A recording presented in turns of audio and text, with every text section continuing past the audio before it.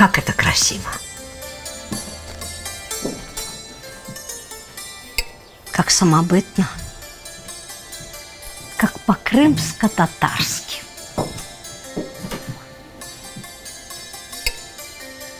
Собрать бы это все в одном месте, порадовать и себя, и людей, чтобы полюбовались на пришедшее из славного прошлого, не потерянное в лихие годы, возрожденное на родине искусство наших мастеров, гончаров, чеканщиков, керамистов, вышивальщиц, ювелиров.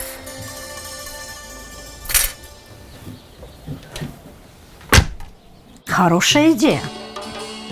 А еще собрать образцы мебели, одежды, кухни. Да мало ли что еще делают, производят, предоставляют услуги наши крымско-татарские бизнесмены. Да они только рады будут показать своему народу, какого уровня достигли, став на ноги на родной земле. Çok sağ olun. Да. А еще пригласить знаменитых артистов и маленьких звездочек наших, танцоров, певцов. И детская игровая площадка. Это обязательно. Решено. Делаем ярмарку народных достижений в мае. Это символично.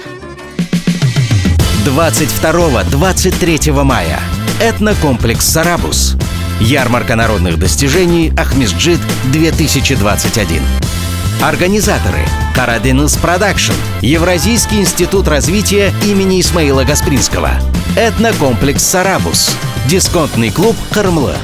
Генеральный спонсор: Евразийский институт развития имени Исмаила Гаспринского.